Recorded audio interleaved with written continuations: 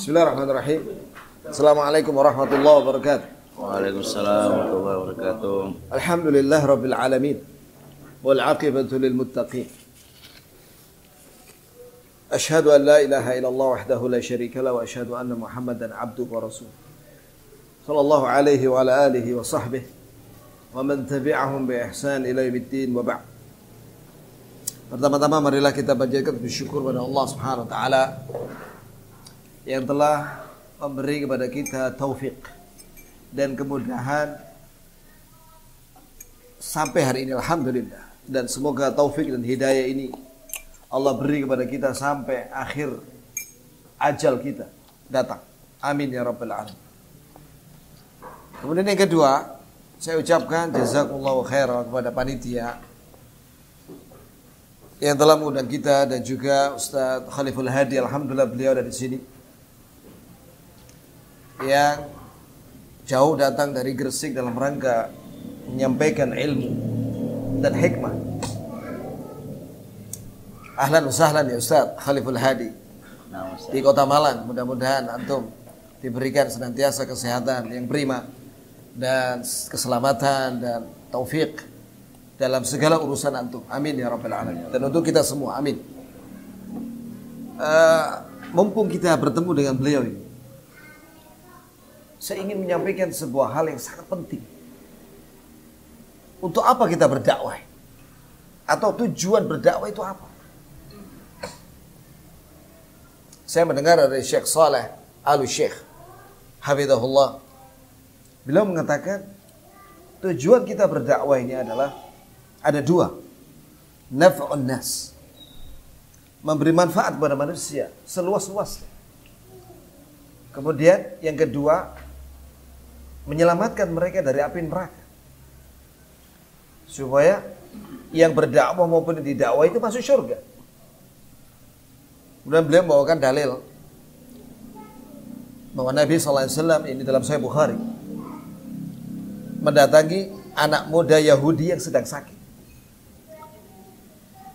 Maka ketika Nabi berkunjung ke mana? Ke anak muda ini Yahudi, maka Nabi SAW bersabda, "Ya ghulam aslim." Wahai anak muda, masuklah kamu ke dalam Islam. Fanadhar ila abihi, maka dia melihat kepada bapaknya. Maka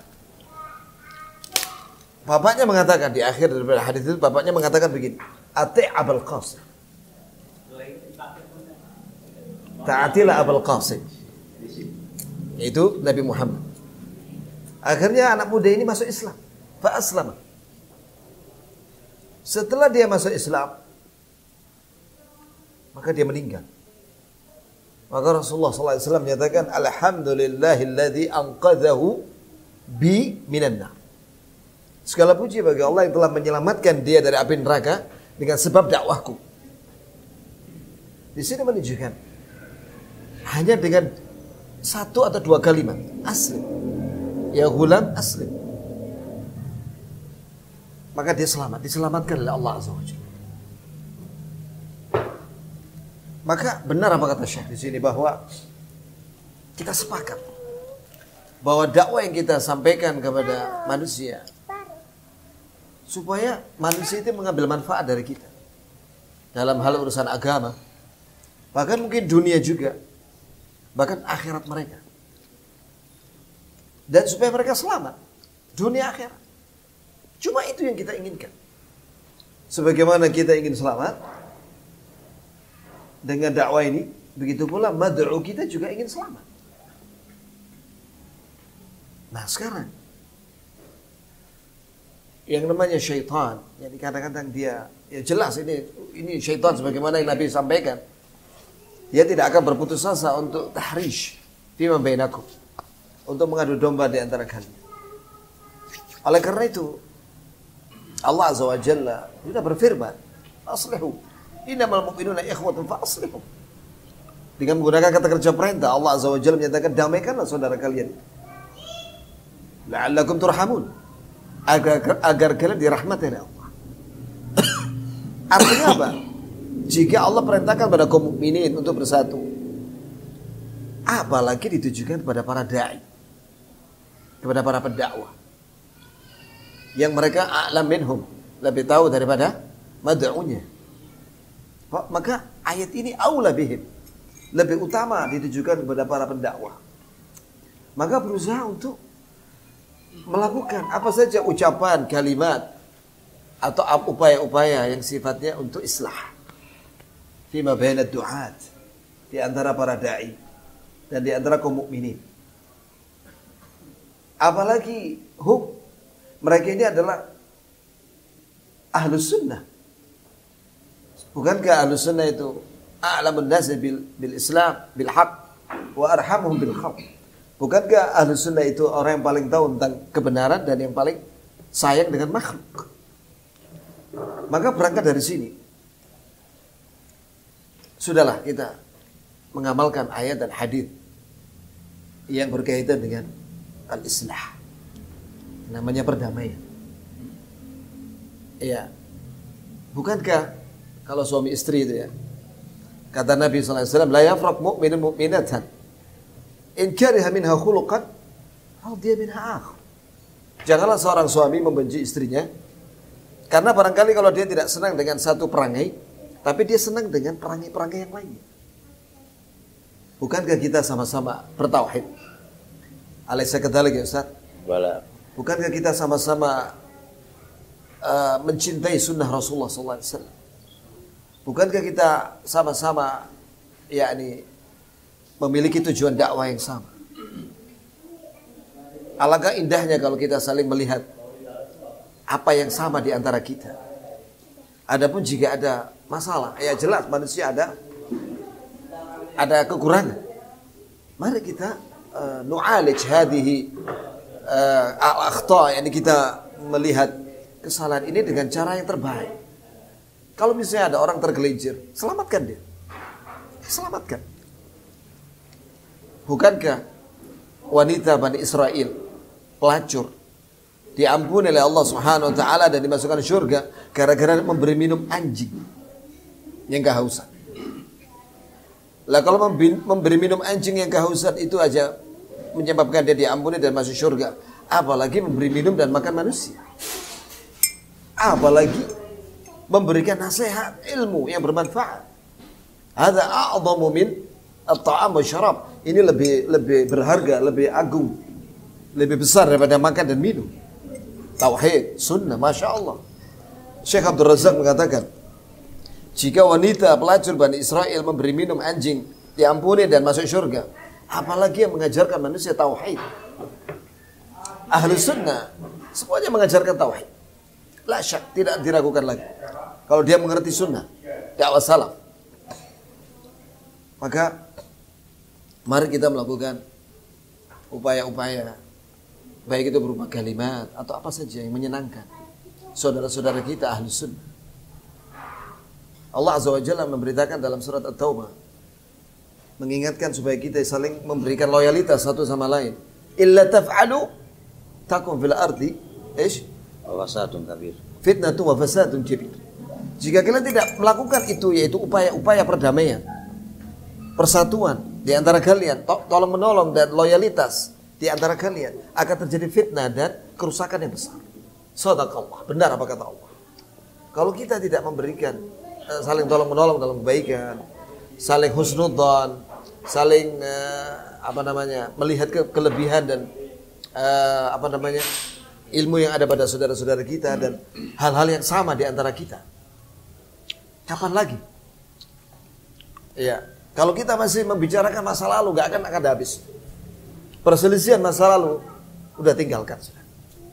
Perselisihan masa lalu tinggalkan. Mari kita mengawali dengan islah. So, orang-orang Nasrani, antum kan relawan ya.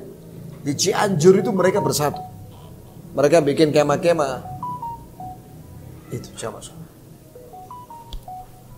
Ya.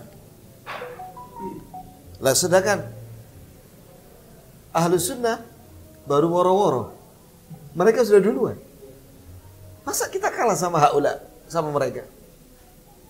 Maka mudah-mudahan kalimat pengantar dari saya ini, nanti beliau akan berikan sambutan juga, nasihat buat kita semuanya. Mudah-mudahan ini adalah secercah harapan bagi para duat untuk bersatu dan meninggalkan permusuhan. Ingat, Nabi Yusuf ketika dimusuhi sama saudara-saudara kandungnya, apa kata dia? Apa kata dia? Nazghun baini nazghus syaitan baini wa baina ikhwati. Ini adalah godaan syaitan antara saya dengan saudara-saudara kandung saya. Ada sekadar lagi Ustaz. Nah, itu. Sampai dia dimasukkan dalam sumur, sampai saudara-saudara kandungnya itu berbohong kepada ayahanda mereka, dan ceritanya panjang.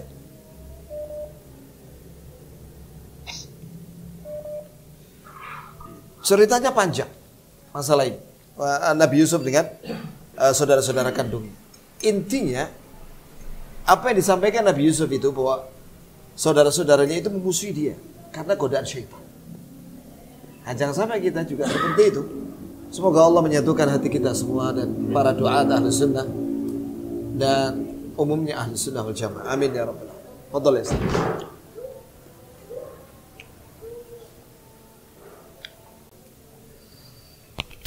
Ustaz.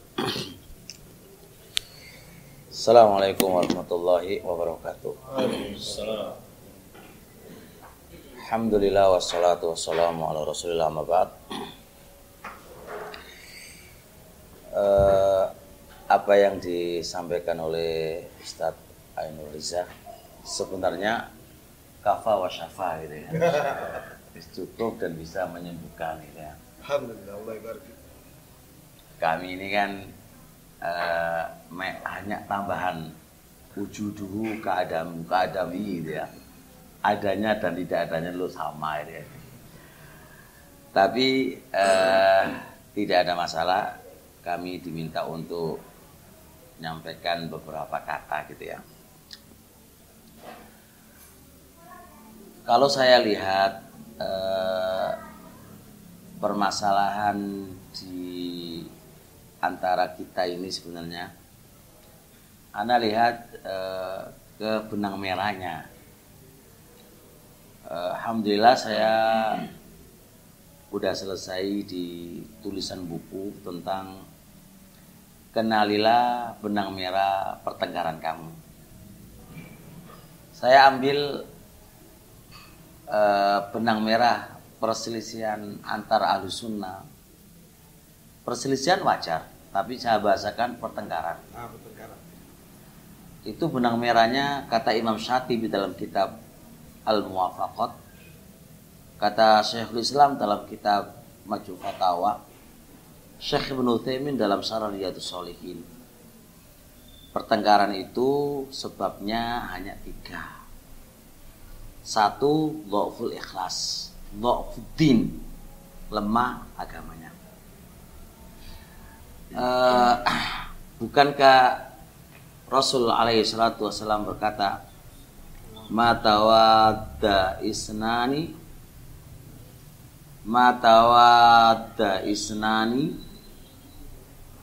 fayuhditu bihi ahaduhuma dzanban illa farraqallahu bainahuma. Tidaklah 2 orang itu yang awalnya saling cinta, mencintai, lalu salah satu dari keduanya berbuat dosa, kecuali Allah pecahkan porak-porandakan di antara keduanya. Hadis ini menunjukkan bahwasanya lemahnya agama otomatis jatuhnya kita di maksiat. Itu membuat perpecahan. Imah kita yang berbuat dosa atau teman kita yang berbuat dosa. Awalnya teman akrab, Masya Allah. Terus ada masalah dikit aja yang sebenarnya bisa dikompromikan, bisa ditoleransi. Akan tetapi apa yang terjadi?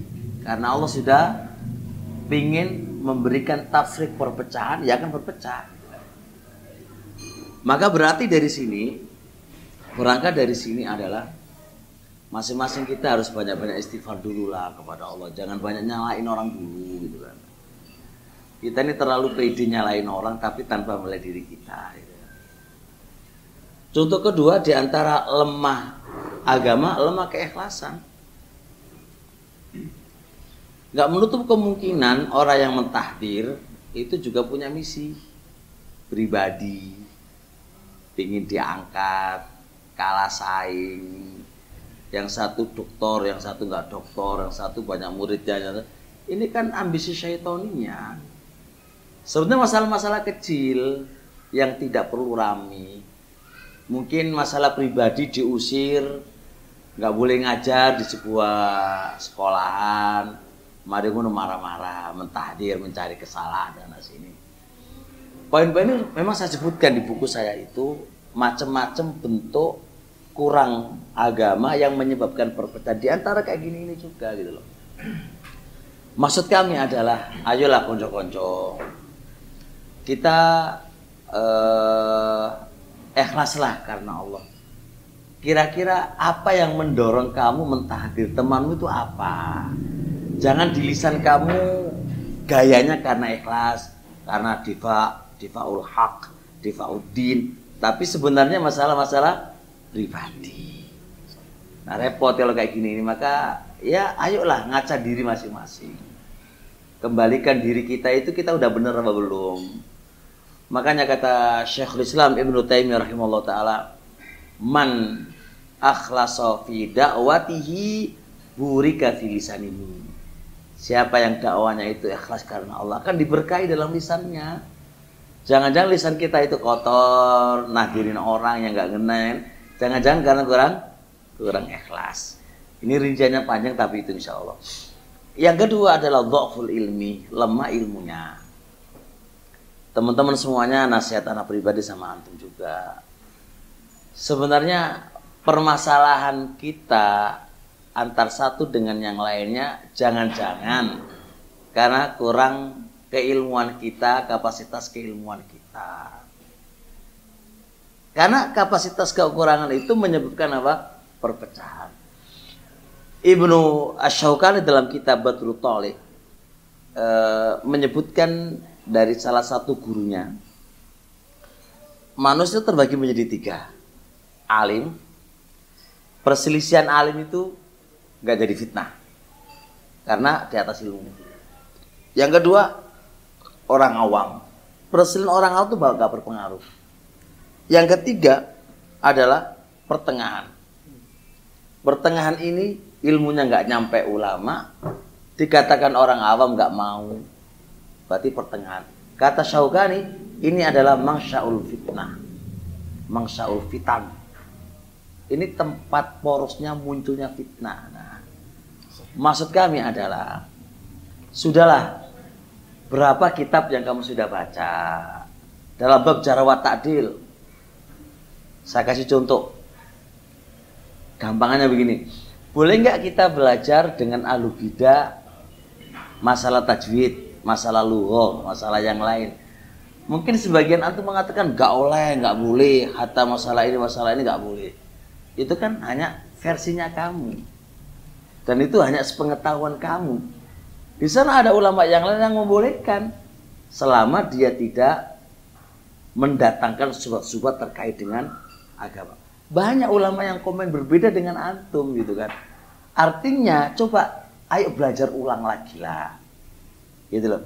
Ya mohon maaf, kita ketika nulis buku Izalatul Mushkilat Indal Ikhtilafat dan ditakdim oleh sebagian para ulama, buku saya itu. Jadi sebenarnya kunci perselisihan kita ini sepertinya kurang ilmu aja. Yang itu sebenarnya bukan usul dijadikan usul.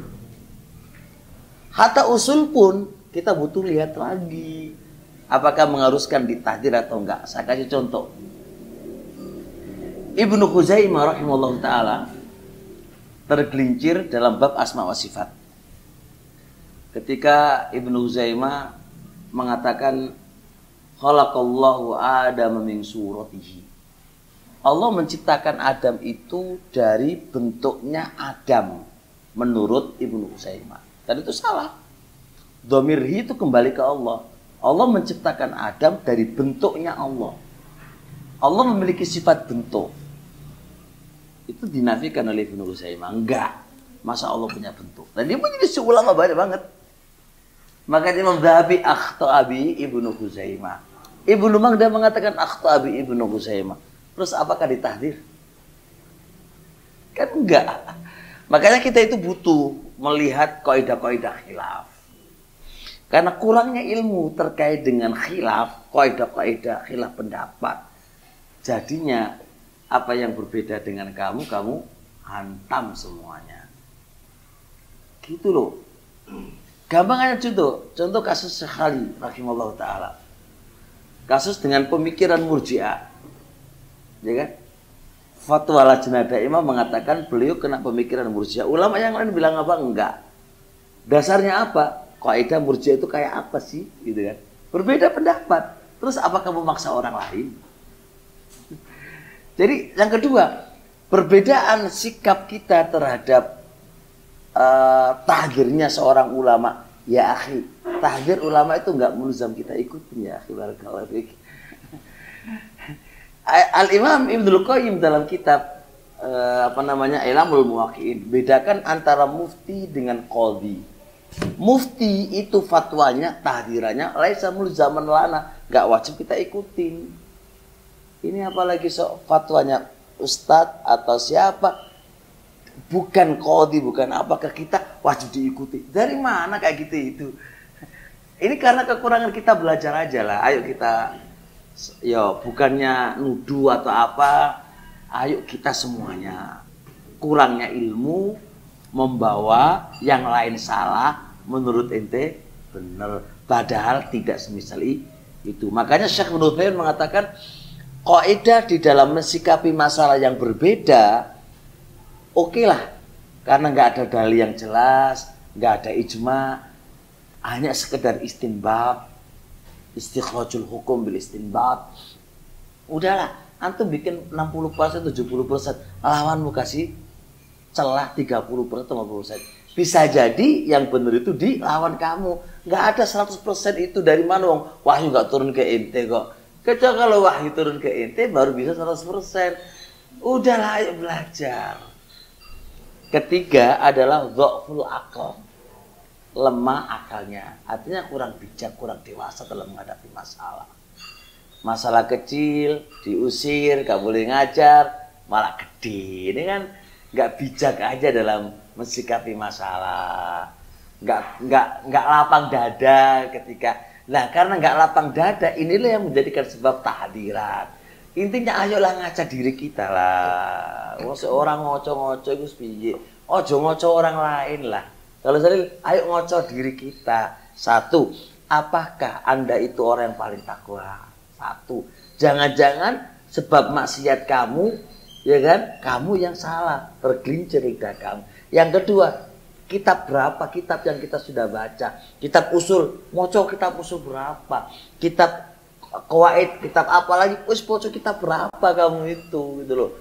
Paling kita orang Indonesia itu berapa kitab yang kamu udah selesaikan?